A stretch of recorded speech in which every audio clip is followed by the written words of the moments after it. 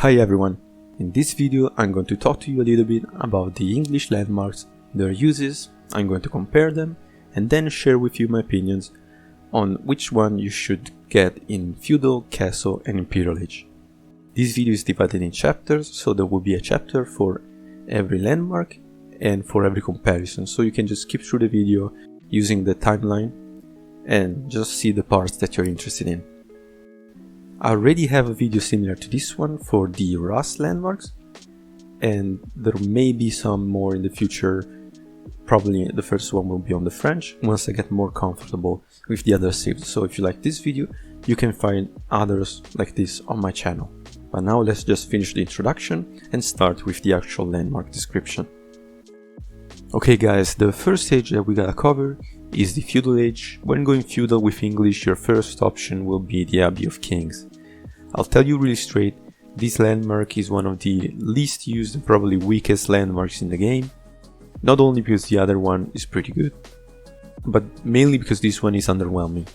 Its only effect is healing your troops. Okay, so the troops that will be placed in this circle will be healed of 4 HP every 1.5 seconds. The main problem is that only troops outside of combat. So it only works like you have your troops, you send them in the enemy base, or like if you're defending, let's say this is your base, is behind this, you fight over here, you pull them back, and if the enemy doesn't follow you, you can heal your troops and send them forward again. Because if like it would heal troops also during combat, you could use this like in a choke point and try to fight in this area to have like the healing advantage. But no, it doesn't work. So it really just heals troops once they come back to your base. You just need to know what this building does, just in case you build the wrong option and you find yourself having to make some use of this. The Council Hall is the second option when going Feudal, and as I said, it's the most popular. And what it does, it's basically an archery range, but only for the things related to longbows. So produce longbowmen at 100% speed and contains longbowmen upgrades. That means that once you get to Castle Age, you will not have access to crossbow and elite crossbow, so the upgrades, and you will not have access to end cannoneer once you get to Imperial Age. It's only stuff related to longbows. But it's really good, and why it's good, because first of all, once you get to Feudal Age, you don't need to build an archery range if you want to immediately go longbows. And remember that longbow is the unique version of the archer, available to English, and it's a really strong unit. But so you can get to Feudal Age and start immediately producing your archers, but also notice the 100% speed bonus. So here longbow takes 7 seconds to being produced, instead here it takes 15 seconds. That means that even if you really want to commit to your longbow spam, you don't have to build a second range, right? You don't have to go like Council Hall plus a range. Well, normally the other civs, let's say they want to commit to an archer, like to an archer army, they have to go double range. You just get your landmark, and you don't even have to get the extra range. You can just spam longbows. And yeah, it's literally what it does, but it's so fast that generally, even if you want to spam like your units during like the early Feudal Age, you cannot keep these producing at all times unless you stop producing villages, because it's so fast. And yeah, that's what it does. You can get to Feudal Age, start your longbow spam and harass your opponent, or prepare to like defend, maybe if you're against French and you're scared of early knights, or even against Rus. Let's go over the Feudal Age options as a whole right now. This will be really quick because, as I said when talking about the Abbey of Kings, these has really few uses right now.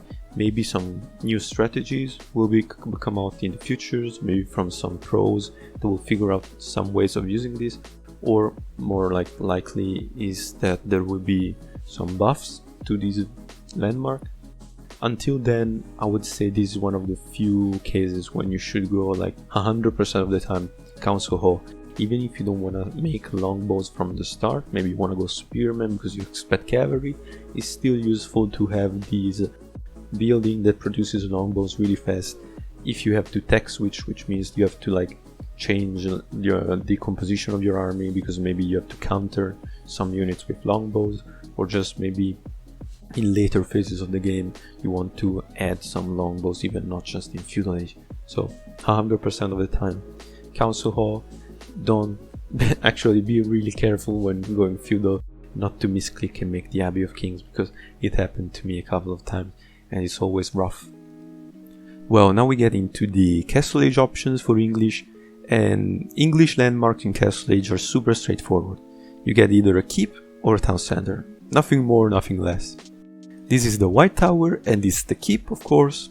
I have a normal keep here for comparison, but it's really not needed because the description of the White Tower is just acts as a keep with all the behavior, technology and bonuses, which means it's a normal keep. This may sound a bit boring, but it's not, trust me, because other civs get a keep as a landmark, but they generally get it like in Imperial Age, so maybe they get a keep that does more damage or that has some sort of bonus, but it's one age later. Instead, here you get it as soon as you get to Castle Age, and we'll see why this is so important. So what does the White Tower do? First of all, as a keep, it's really good at defending an area, taking control of an area, so you can place it like in front of your base, or like in an area you have resources and they're getting raided, you can use it there to defend. Then secondly, because you're English, you have the network of castle. This is a bonus. Then when your units are fighting near defensive structures, so town center, outpost and keeps, they will have 20% more attack speed.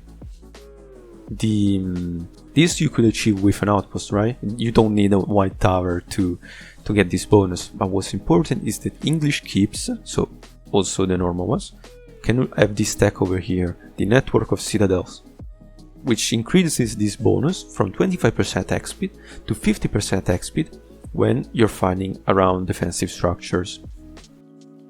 And also the third bonus that the White Tower will give you, and keeps normal give you, is that you can trade any unit, also siege. So what does it mean when you consider all of this? That as soon as you get to Castle Age, you get a keep in a strategic position, you can get the network of citadels, which is not that expensive and you also research it pretty fast, only 45 seconds. So between the keep and the network of citadels, your defensive capabilities will be much greater, right? Let's say you're in a scenario where you're the one being raided, you're the one being attacked, you get the keep and the extra attack speed, and things change completely.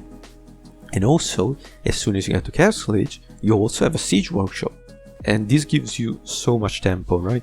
This gives you the opportunity to get the siege first, and siege is super strong at the moment. I don't know if they'll nerf it, but right now, getting a mangonel before your opponent or getting springles before your opponent can really change the game. So it gives you a lot of advantages.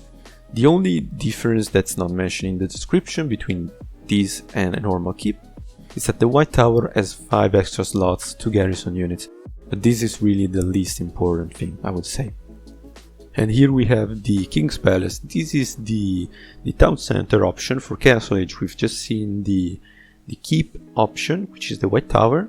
King's Palace is the town center. Again, just a normal town center, doesn't have anything more, but of course it comes with its perks, because you can just maybe push for a fast castle instead of maybe going on stone during Feudal Age, and just because you know you will get your extra villager production from the King's Palace once you get the landmark done. And then that's a strategy that you can use. Also, for what it does, normal things that a town center does, so it gives you 10 extra max population, you can produce villagers, which is the most important thing, you can garrison troops inside and shoot an enemies around it. Of course it's less effective than a keep. You can use it as a drop-off point for resources, for gold, for farms and stuff, and you can garrison troops inside, and you can make use of the network of castles, as the White Tower did. Also the King's Palace has the network of castles, even though you cannot research the network of citadels in this one, so just take a note of that. Well, time to go over the choice that you should make in Castle Age, in my opinion. And this is already more complex than the Feudal Age choice. There's not like a landmark that you should go for 100% of the time. I would say that you need to look at the scenario you're in that moment when you're going up in age, and depending on that you have to choose which landmark you need. I would say that if you're in a game where you and your opponent are kind of chilling, you're both focusing mainly on eco, maybe map control, and you're fine, maybe you're in just some little skirmishes in the middle or on sacred sites, you can go like King's Palace to get a better eco. Maybe you didn't go on stone because like you were fighting with your opponent, or maybe because you just wanted to fast castle, so you just get your town center from King's Palace and you're good. Of course, if you already have like 2 or 3 town centers, maybe you can go White Tower even if you're not like fighting hard with your opponent. Instead, I would say that if you're in a scenario where you're either like attacking heavy or defending, like holding on for your life, you go White Tower in both scenarios, and I'll tell you why. And the reason why you should go White Tower is if you're attacking, because maybe you don't want to put your White Tower forward, because remember, when you put your landmark forward you need to be careful, because if it gets interrupted you lose a lot of resources. But you maybe put it like in the middle of the map, or even just in your base. But the reason why you want to have the White Tower when attacking is because you can get siege immediately on the field and finish off your opponent.